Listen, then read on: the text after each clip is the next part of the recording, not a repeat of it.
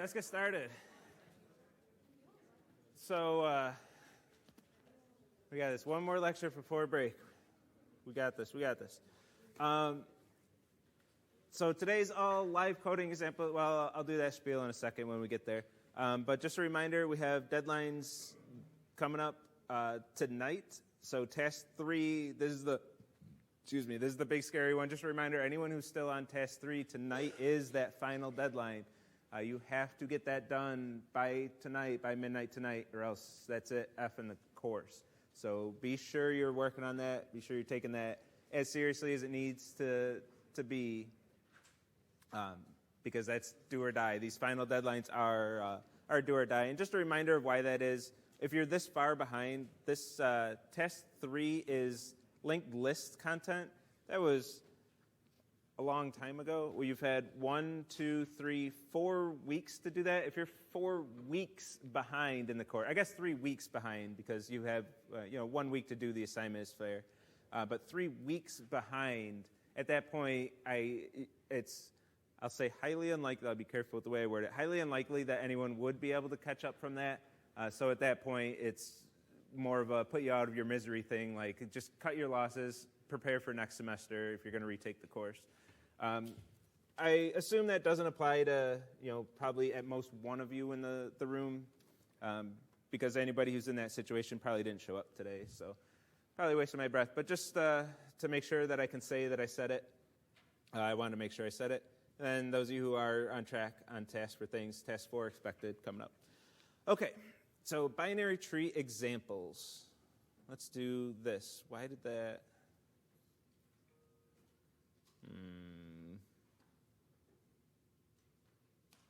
Whatever, we'll go with it. Okay, and what I want to do is delete this. I'm going to be in week 8 example and tree sum directories, but I'm going to, let's just delete this entire thing.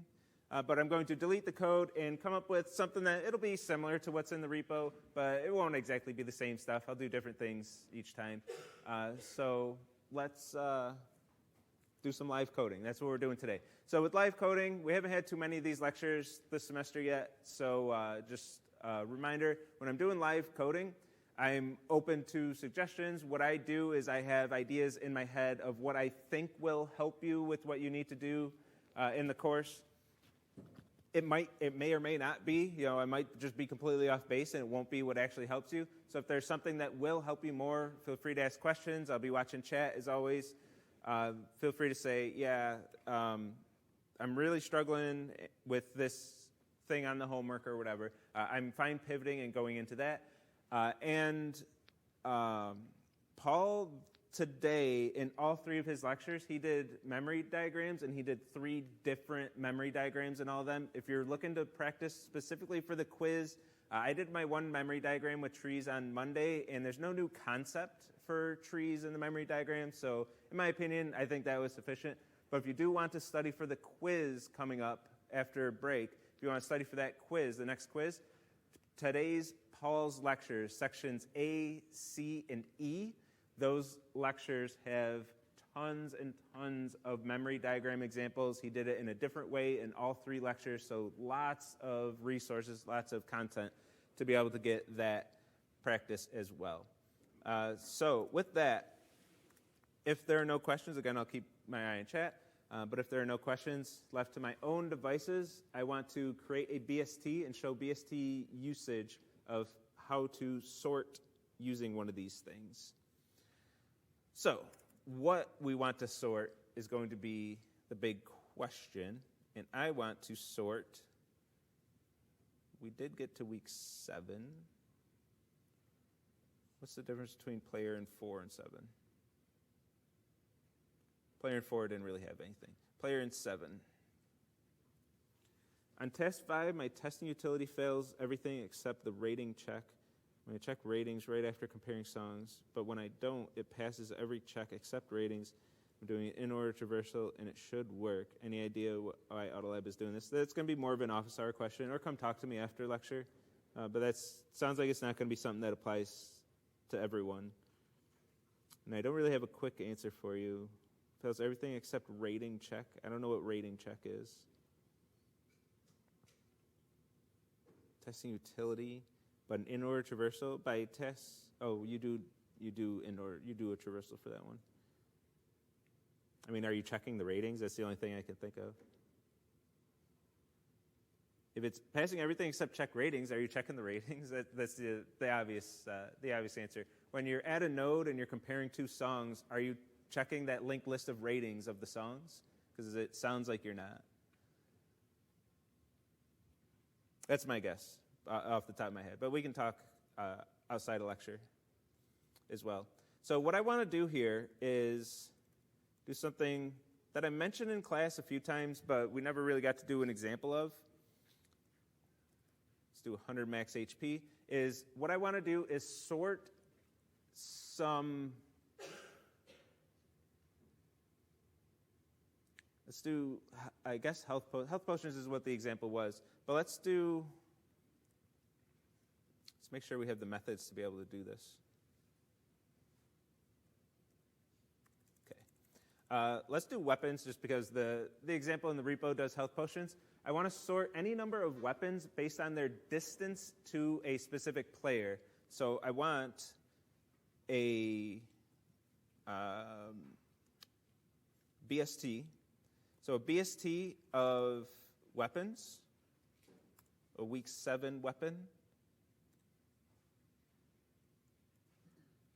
BST equals new BST of new comparator.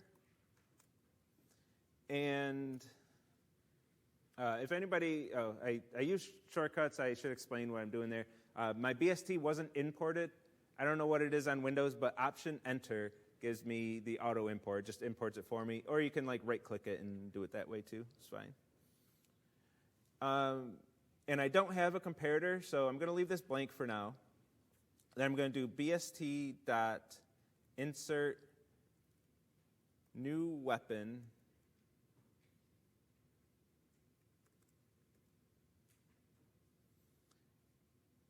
Let's do 10.0, 10.1, and then 1,000 damage. And let's add a whole bunch of weapons into this thing. Let's do -10, -10. Actually, before we get too far with that, let's decide where our player is going to be. Because in my mind, I'm kind of putting it as 1010. So let's say our player's at 10.0, 10.0. That's going to be the player position. So this will be my closest. Let's say this is going to be 1, 2, 3, 4, 5, 4. Let's say this will be index 3. Let's do one that's really far away. Let's even mix positive and negative. So this should be index 4. And I won't write this, I probably should, but I'm not going to write this up as an official test case, just for the sake of time. I don't want to be here all lecture just writing my test case and then never getting to the juicy bits. Let's do 12 and 8.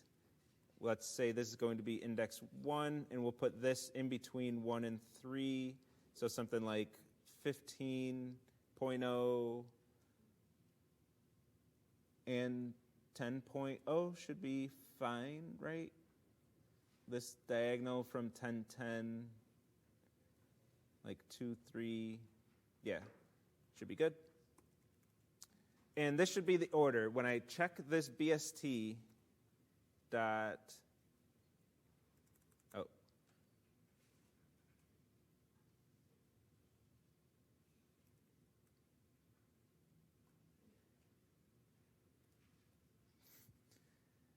and we're gonna get some debugger in here today and look at the tree and manually see if it is the tree that we expect. So we would expect to insert this weapon at the root.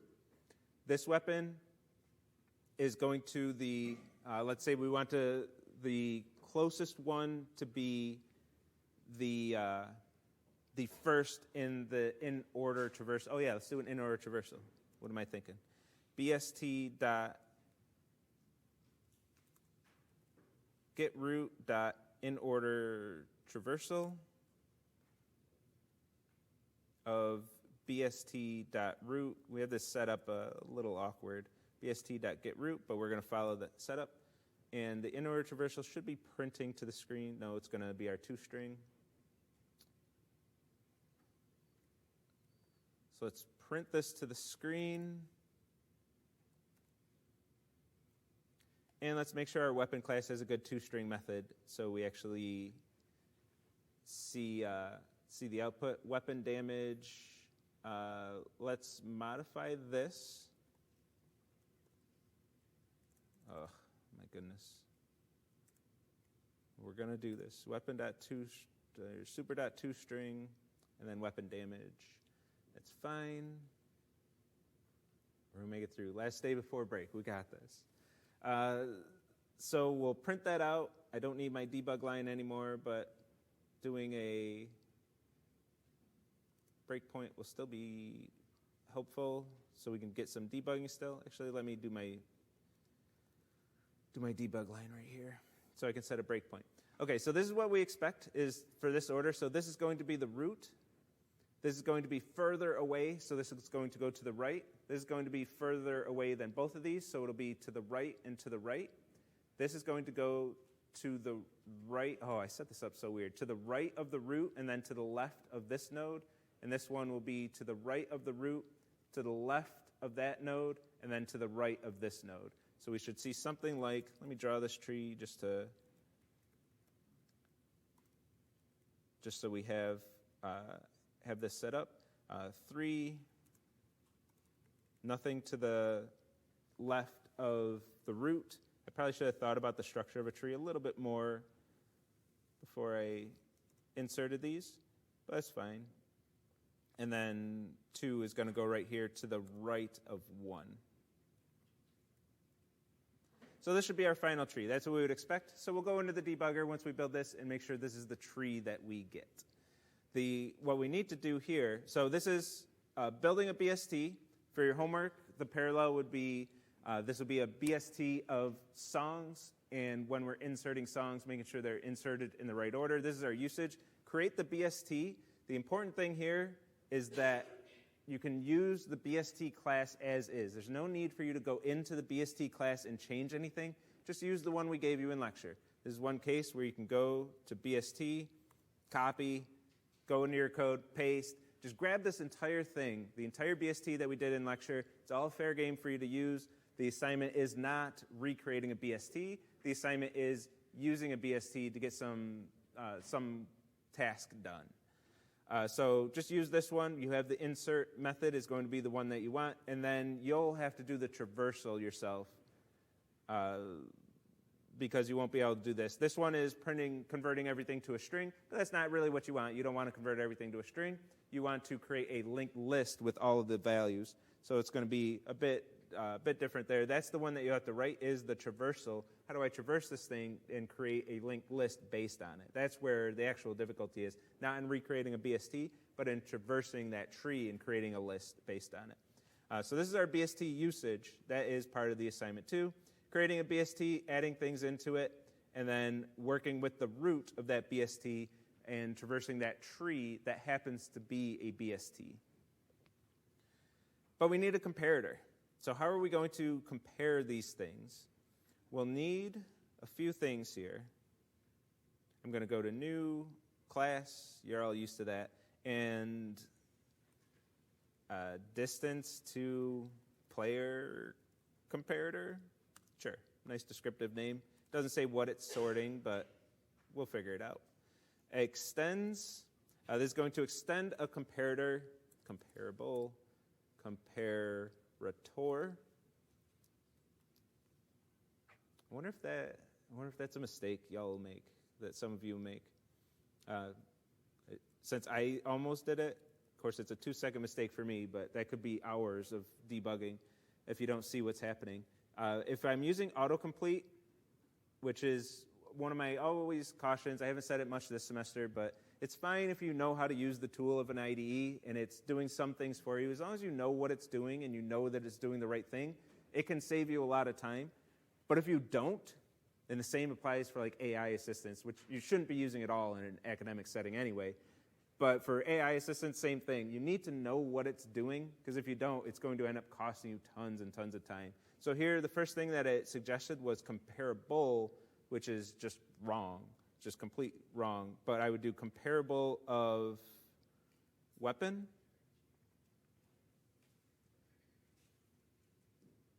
And then go from there and write my methods. And this is the wrong class. I'm using Java's comparable class and not my comparator class.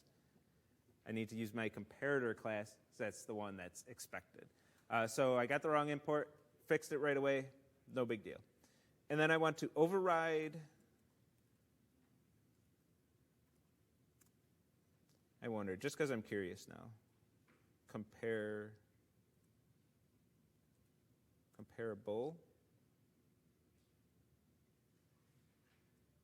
No, that gives me it. So you would be able to catch that one pretty quick. It's going to give you a compare to method instead of the compare method. Comparator. Override public Boolean compare. I'm going to match the type of the class that I'm extending.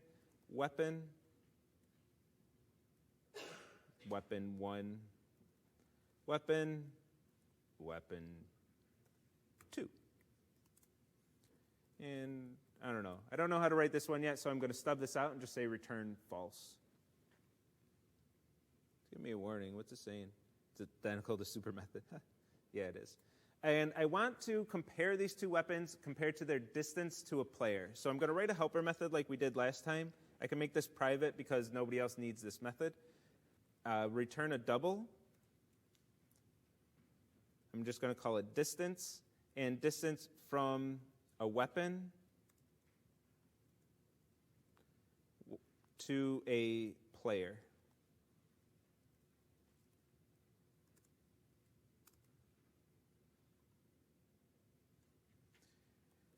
And we can do this in one line. Why not? Math dot square root of math dot ABS plus math dot ABS. Oh my goodness. Math dot, actually I don't need ABS, do I? Math dot POW.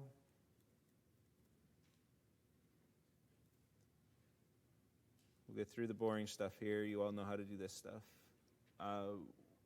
Weapon dot get X, which it has that because it inherited it, minus player dot get X.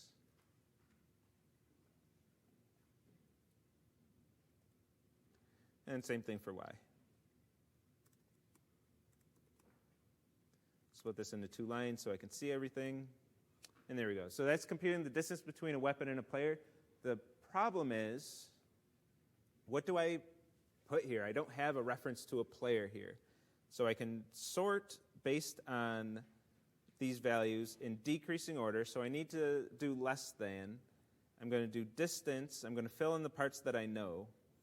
Weapon 1, oh my goodness, and player. Distance, weapon 2, and player. But what's player? How are we going to get a reference to a player in this class? Because we would like the compare method. What we'd like is compare to take a player in addition to the 2 weapons. But the compare method doesn't do that. The compare method is an overridden method from the base class. So I can't break this signature. This has to be identical. It has to be compare and take 2 objects of type T. If it doesn't do that, then I'm not overriding the method from the superclass. So I can't just add a new parameter to compare. That's not an option. That's not on the table here. So how am I going to get a reference to a player in this code? Yeah. Custom object? What do you mean? I mean, that's what I'm writing as a custom class. What about it? What do I add? Okay. So what we can do is have an instance variable of type player.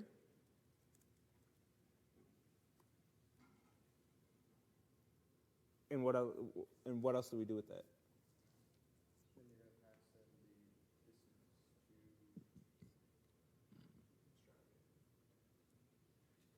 I heard it out there.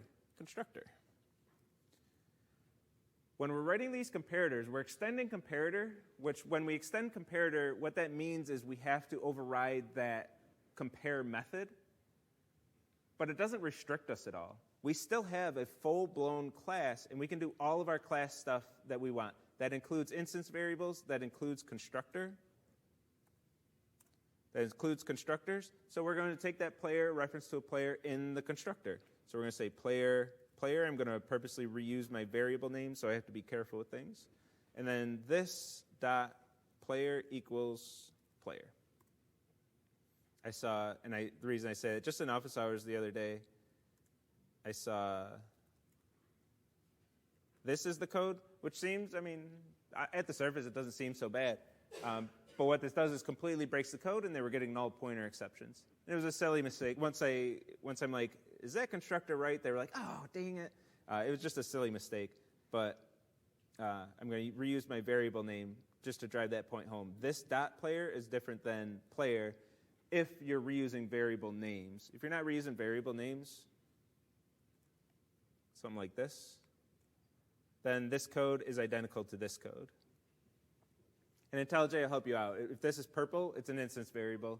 So you do get the visuals there, but if somebody's reading your code without an editor that does that, I like the this dot to make it absolutely 100% clear that I mean the instance variable. Is the insert method inserting into a BST based on if the value is lower than or higher than the previous value? Because when I tried it only adds to the right. It will make the decision based on the comparator you give it. It's not always going to be less than or greater than. It's based on whatever comparator you gave the BST. And then if you give it a comparator and then insert in a specific order, it'll always go to the right. So it depends on what you're doing. If I inserted this one, then this one, then this one, then this one, then this one, if I insert in that specific order, it'll always go to the right. So it depends on that order as well.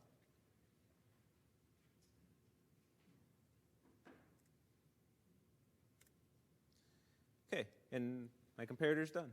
That's it. So we're going to create it wants this to be const 2. It might as well be. Private const player. Oh, no, I can't because I'm taking it in the constructor. What's it yelling at me about? Final. I'm writing in Java, not JavaScript. Okay, it can be final because it's initialized one time and then never reassigned. So this is my comparator. That's it. I'm going to take the player in the constructor, store that for later, and then when the compare method is read, we're going to use the instance variable to get effectively our third parameter. We have all these ways of getting the information that we want. This time we're using instance variables with recursion helper methods. We're adding parameters to the helper method. Whatever we can do to get the information that we want, we're going to do it. I think we have to use the song title comparator and not the comparator since the comparator class. It's the insert.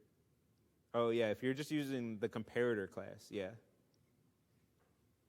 you explain one more time what final? I don't need final here. I shouldn't have even done that. But final is going to prevent me from reassigning player. So if somewhere else in my code I want to do this dot player equals anything, it's not going to let me. The final keyword says, no, once you set the value, that's it. It's effectively a constant at that point. I can no longer reassign, even if I do like new player, can't do it. Can't reassign final. So if you have a variable that you expect to not change, it's usually good practice to mark it as final, so then it just can't change at all. It makes your intentions clear. Yeah. Does it have to be set in the constructor, or is any first time the variable set? I believe it's the constructor, but let's play around with it. Yeah, it's got to be the constructor. Either the constructor or I could set it up here. And then I can't reassign it. Yeah. Would there be any benefit to, instead of using a weapon in the compare parameters, making a new class called like player distance to weapon, and using that to store an instance of the weapon and the player, and passing that into the comparator instead? That'd work. It'd be extra complexity, I guess, and extra space to store all those player references that are all references to the same player. But it still work for you. So the first time in the constructor that it's assigned, this is how I thought it worked, but I wanted to make sure. The first time in the constructor that it's set, as long as it's not initialized here, we have one shot to do it in the constructor, and that's it, in no other methods. If we do it in another method, Java can't guarantee that we're not going to call that method more than one time. But in the constructor, it's guaranteed that it's only called one time per object. Okay, so that's our comparator. Now we get to use this new distance from player and pass it a reference to our player. And we should be done at this point. Oh my goodness, that was already half an hour. So let's run this. Hopefully we can get pretty far in our next example. I might have to just not delete as much code. And let's see what we get. So, oh no, I got something going on here. No, we got to do some debugging. Location.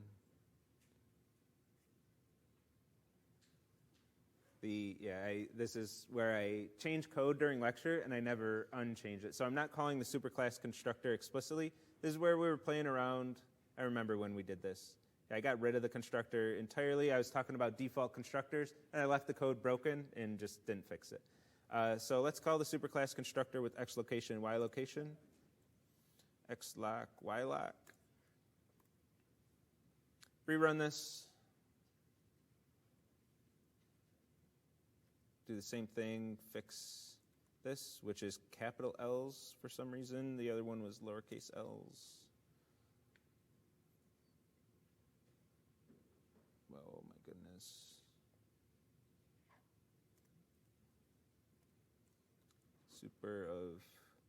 In this code we have player also extending game item, which I'm not a huge fan of, but it's fine. And we should get oh my goodness.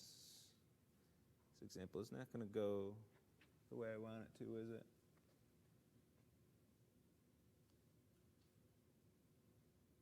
Oh, because I want it in increasing order. Goodness, I'm overthinking it. All right. So it thinks that since it sees this colon, it thinks this is a URL. It's not a URL. So the 10, 10, 1, let's get our code on here. 10.1 is our first one. Our second one should be 12.4, 8.1, and it is. Our third one, 15, 10, 15, 10. Then negative 10, negative 10. And then our 1,000, negative 1,000 is the last one. So we got all of the values in the right order that we expect. Now let's run this in the debugger and see if our tree is the exact structure that we expect. This one's going to take a little more doing. So let's see if we can get this all on screen. So the root should be 10, 10.1. That one, there's not much that can go wrong there. It's the first thing that was inserted. It's always going to be inserted at the root. And then when we inserted this value, it had to go to the right. The left is null, as we expect. To the right should be that 3, negative 10, negative 10. Good. And then 4 should be to the right of 3. So this 1,000, negative 1,000 should be to the right of that one. And there it is, with 2 children that are null. And then to the left should be 1, which is 12.4, 8.1. Left, 12.4, 8.1. Its left is null, and its right is going to be 2, which is 1510. So 15, 10. So we got the exact tree. We can confirm everything. We got the structure that we wanted. We got the order that we wanted with our in-order traversal. We're feeling pretty good about our BST. Even though we didn't write this up as a test case, feeling pretty good that everything did check out the way that we wanted it to.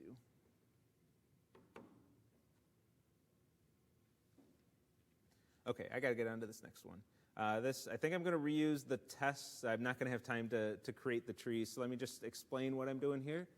And I think I will stick with my dumb class name here that I used last semester, Thingamabob. I asked the class for suggestions of what they wanted it to be called, and nobody suggested anything, so I'm like, fine, I'm going to come up with the dumbest name I can think of. And that's the one I used. And it's the one that made it into the repo, unfortunately. So what I have is, let's explain the code first, which one do I want to write? I mean, I got a decent amount of time, so we can write this one. Stub this one out. And what I want to do is take a tree of things. Does anybody want to rename this? What should we name this thing? But what's that? Thingamajiggy, fine.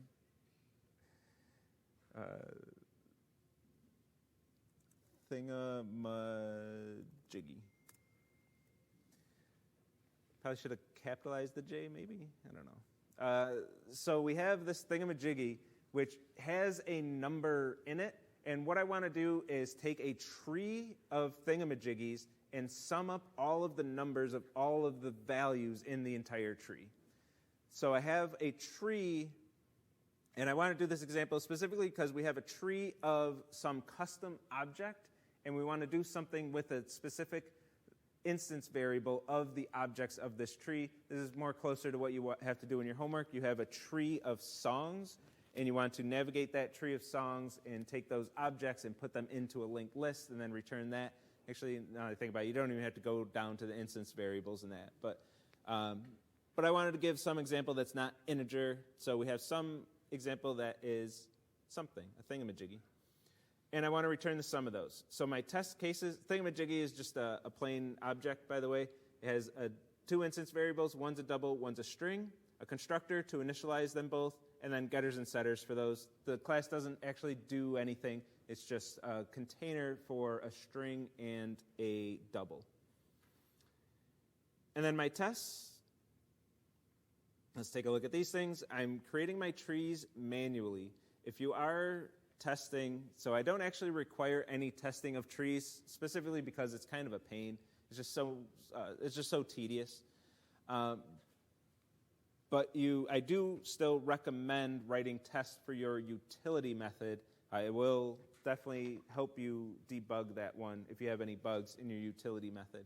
There is value of testing. If you're coming to me with utility method bugs and you don't have testing, like if you don't write testing for it, that's fine. You can still get credit. But if you're coming to me in office hours or the TAs and you don't have testing for it, that's a different story. Like you can write tests. The whole reason we teach testing is to help you find your bugs and solve your problems, because you will eventually get to a point where there will not be an auto lab that tests your stuff for you, and you need to, at that point, know how to test your own code. We're trying to get you to that point. So I will encourage in office hours, if you're struggling, I'll say this is exactly why testing exists, is so you can debug these things. So I do strongly recommend it, but I don't require it for the homework. Maybe I should. I should probably just require it. But anyway, this is how you do testing for a tree. I know, it's such a pain. I didn't even like writing my test cases for the grader, for the tree stuff, to be honest. Because you have to manually create these trees. So I'm going to manually create a tree, like we did in lecture when we first started seeing these things, create the root to the tree, and then manually set left and set right. I'm outside of the binary tree node class, so I can no longer cheat and say root.left equals. I can't do that anymore, so I have to use my setters. So I'm setting left to a new node with a new value, and setting right to a new node with a new value.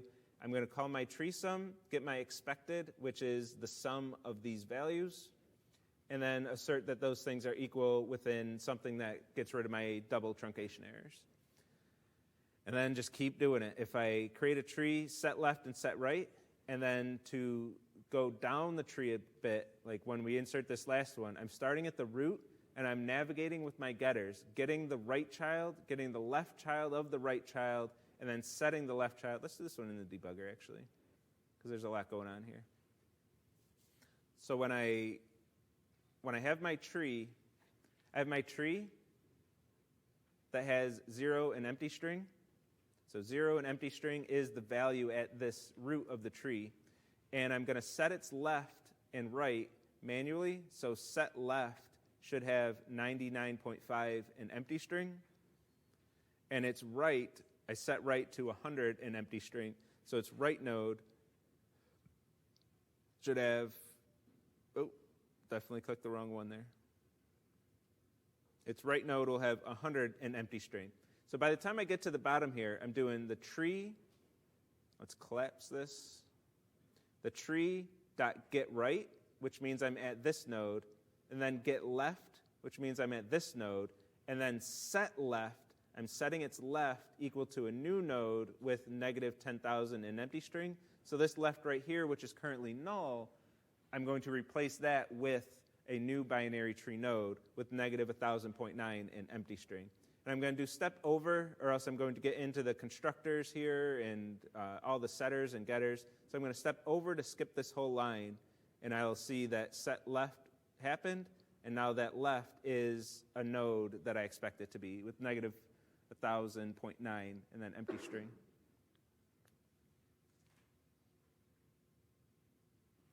I resume. My test fails. So let's write some code to get these tests to pass. Oh, I didn't go through all the tests.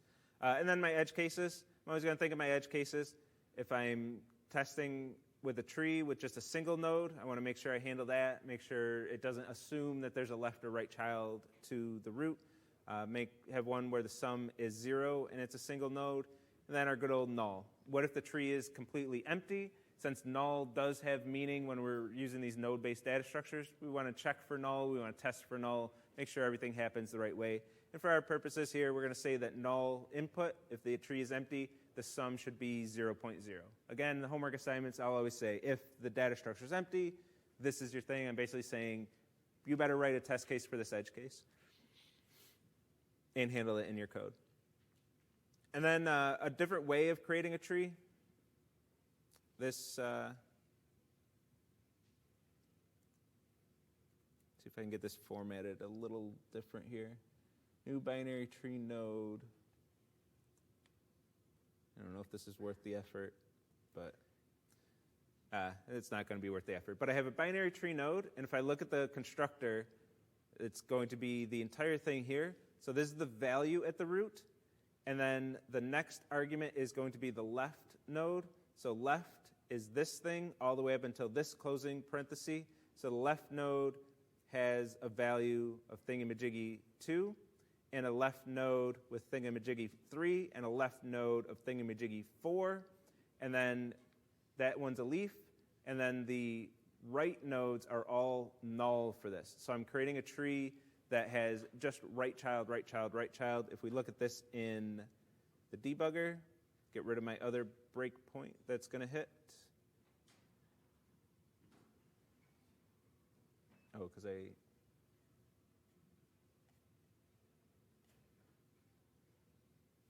ran the wrong thing.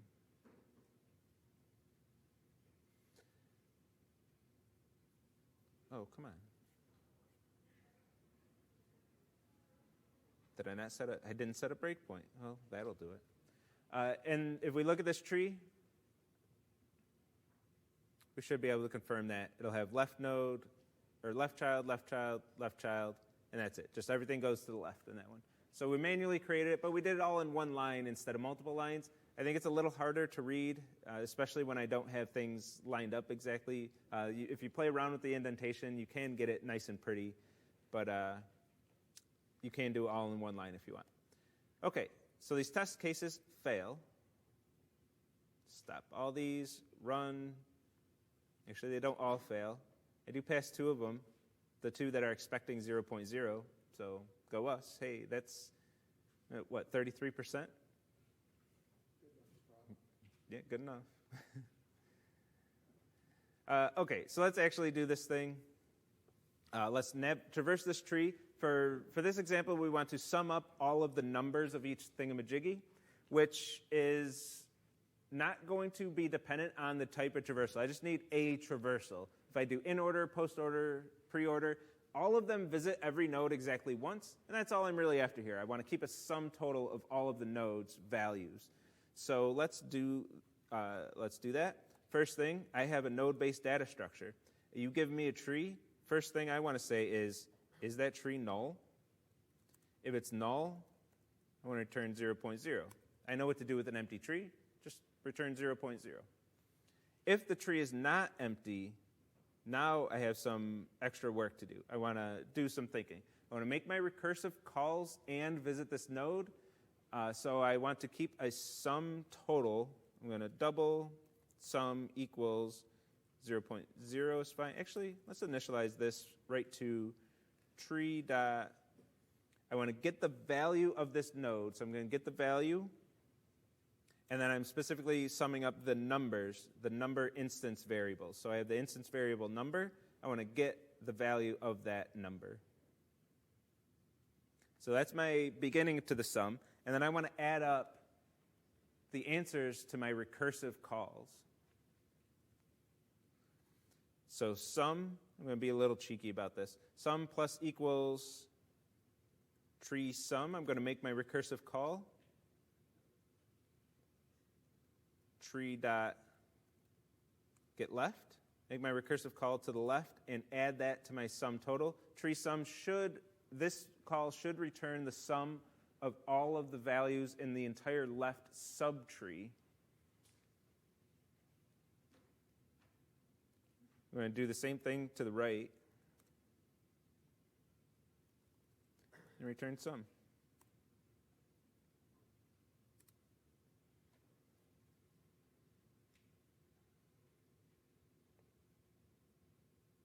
Kind of anticlimactic. It just works. So I'm making my recursive calls. When you make your recursive calls, what we like to do is assume that the recursive calls are going to do the right thing. As long as we just assume this recursive call is going to return the sum of everything in the entire left subtree, this recursive call returns the sum of everything in the right subtree. If I add those along with the value at this node, that's going to give me the overall answer.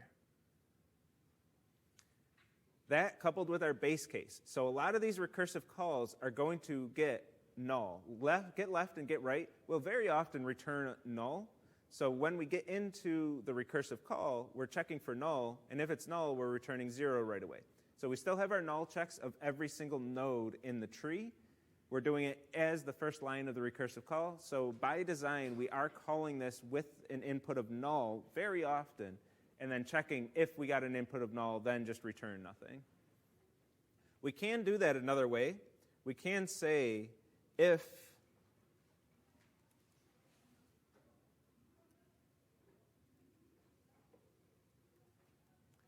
node.getLeft, if tree.getLeft not equal to null,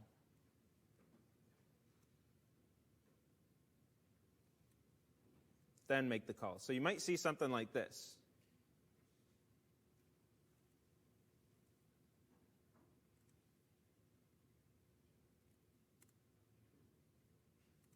Where we're conditionally making the recursive call. This is the other approach. We're going to conditionally make the recursive call. We're going to look to the left, and we're going to say, if we look left and see null, then we're not going to make the recursive call. We're just going to skip over this. But if we don't see null, then we can make the recursive call. And now each recursive call does not necessarily have to check for null. We still have to do it here because the initial call is going to be on the root of the tree. But if this were, say, a helper method where we've already checked if the root is null and then we went into the helper method, we might see something like this where we're guaranteeing that we're never calling the method with an input of null. So it's getting the same effect, but we do it in a slightly different way. So you might see either one of these ways. Either check everything for null, and by design, call the method with null as an input, and then we have a whole bunch of stack frames where the whole stack frame is tree null. Then another stack frame, tree null, another stack frame, tree null. and this is static, so we wouldn't have this in that example at all. Or we have this case where we don't have any of those stack frames with null in there. So make sure you're paying attention to the code that you see and trace. I might as well come out and say it. Do a trace for the code that you see, not